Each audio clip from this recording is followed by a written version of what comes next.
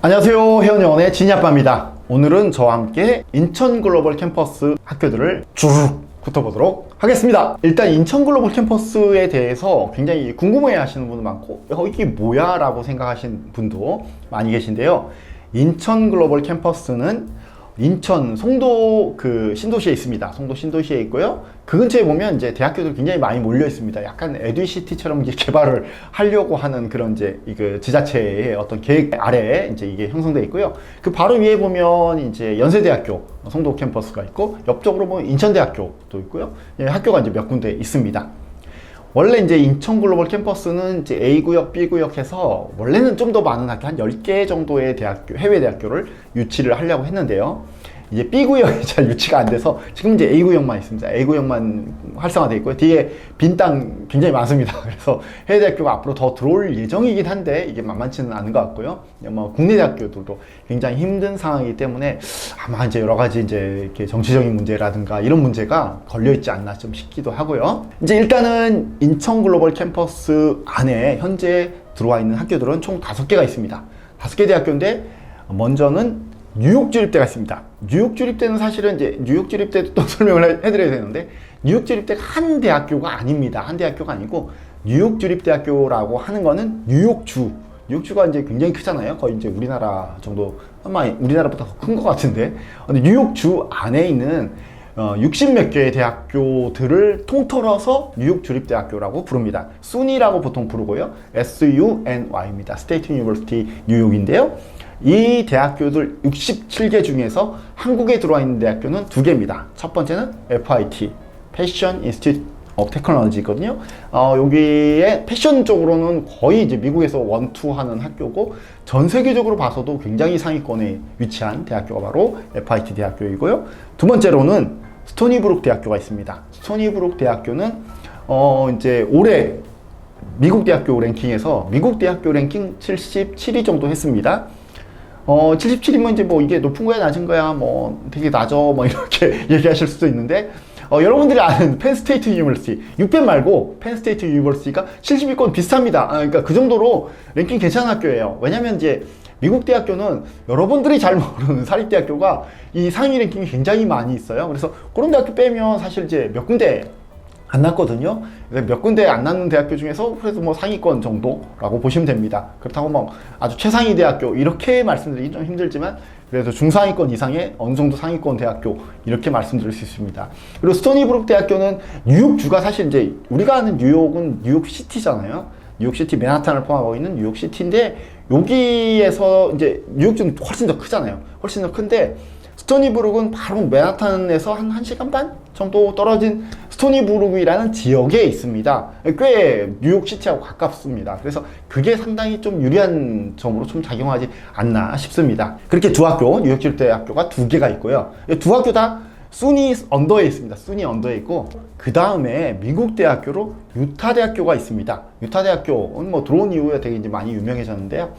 유타 대학교는 유타주 솔트레이크 시티에 있는 대학교이고요. 유타 대학교는 미국 대학교 랭킹으로 90위권에서 100위권 사이를 왔다 갔다, 뭐 110위도 간 적이 있고, 뭐 90 몇 위도 간 적이 있고, 뭐 요 사이에서 왔다 갔다 하는 학교입니다.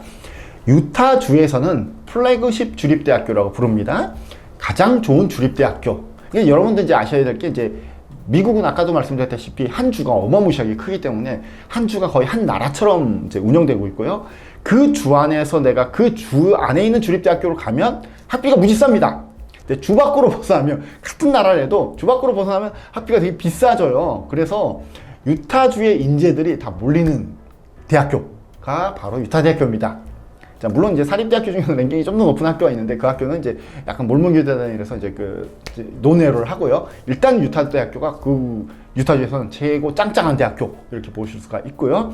그 다음에 조지 메이슨 대학교 있습니다. 조지 메이슨 대학교는 워싱턴 DC 바로 옆에 보면 페어팩스라고 있습니다. 페어팩스 뭐 어디서 많이 들어보신 분도 계시죠?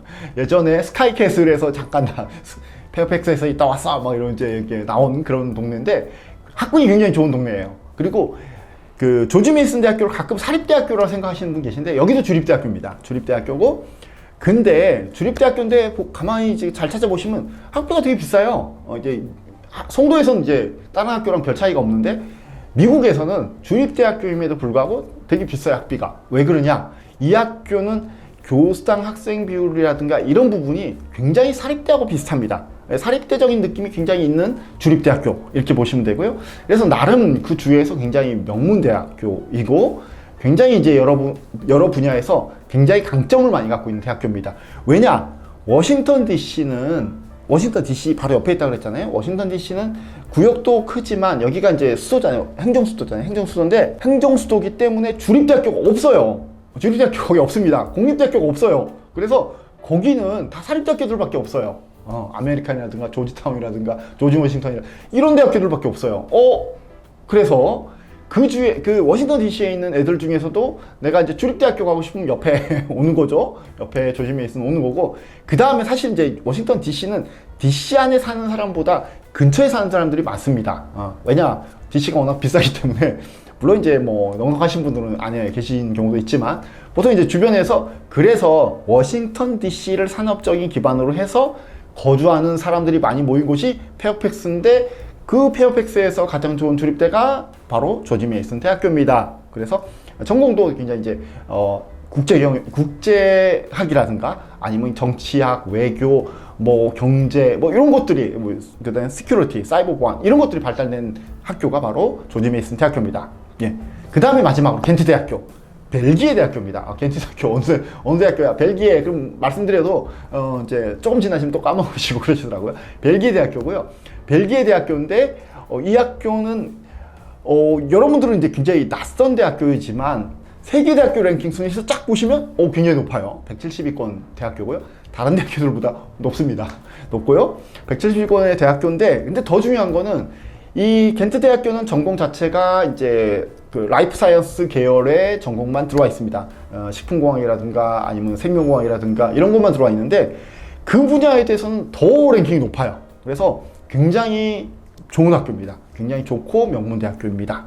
예, 이렇게 일단 개요를 잡고 들어가시면 되고요. 그리고 이제 인천 글로벌 캠퍼스는 가끔 이제 어떤 분들은 이제 뭐 해외 대학교 뉴욕 지립대는 저기 있고 겐트 대학교 저기 있고 유타 대학교 저기 있고 이렇게 생각하시는 분 계신데 아닙니다. 인천 글로벌 캠퍼스라는 거는 캠퍼스 부지를 얘기하는 겁니다. 부지와 시설들을 얘기하는 게 인천 글로벌 캠퍼스입니다. 인천 글로벌 캠퍼스 재단에서 부지도 마련하고 빌딩도 지어주고 시설도 만들고 해서 다른 외국 학교 들어와. 그래서 실제 가보시면 이제 뉴욕 지립대학교는 이제 이렇게 디귿자처럼 생긴 건물에 여기 있고, 바로 옆에 유타 대학교 건물 하나 있습니다. 그 바로 옆에 조지 메이슨 대학교 건물이 있습니다. 그 뒤에 이제 겐트 대학교 건물이 있습니다. 그래서 그냥 같은 캠퍼스 안에 있습니다. 그래서 식당도 같이 쓰고 중앙도서관도 같이 쓰고, 물론 개별 도서관이 있긴 있는데요. 중앙도서관도 같이 쓰고, 수영장도 있거든요. 수영장도 같이 쓰고, 다 그렇게 생활을 합니다. 그래서, 굉장히 이제 다른 학교지만 같은 캠퍼스에서 아니고 약간 이런 느낌?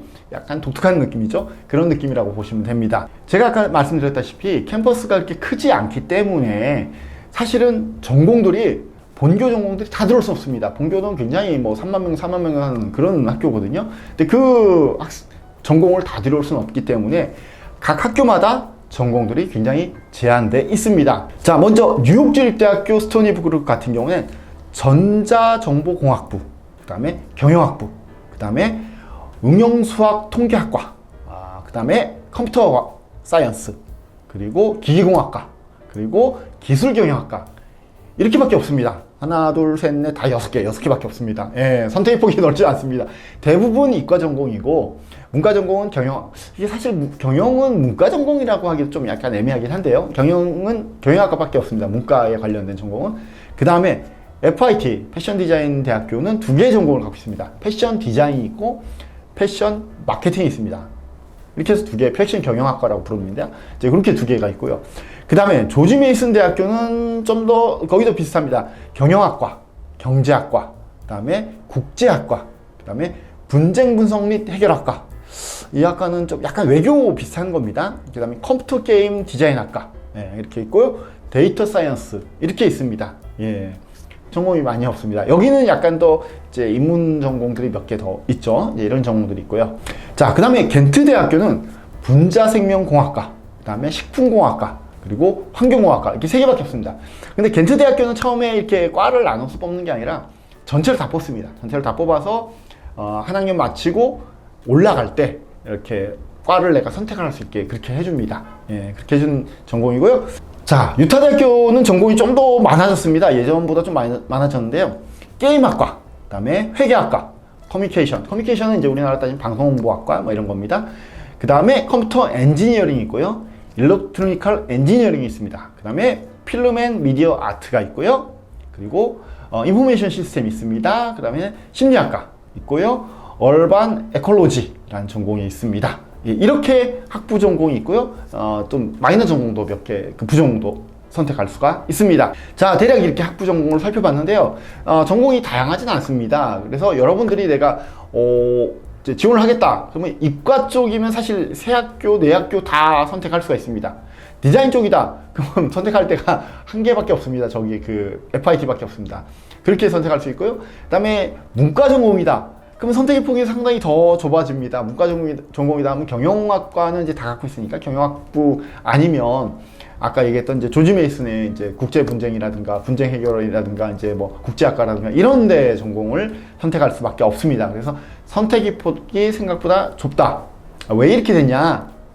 교육부에서 우리나라에서 외국 대학교가 들어올 때 좀 더 취업에 릴레이트 되고 졸업하고 나서 취업이 잘 되는 그 다음에 한국에서 산업 인력이 좀 부족한 학과를 그래도 들어오기를 원해서 이렇게 만들어졌습니다. 그래서 전공은 굉장히 제한적이다. 그리고 기본적인 인천 글로벌 캠퍼스 안에 들어와 있는 해외 대학교들의 시스템은 3+1입니다.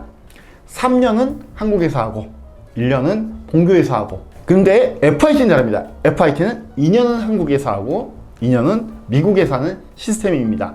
근데 미국을 선택할 수도 있고 이탈리아를 선택할 수도 있습니다.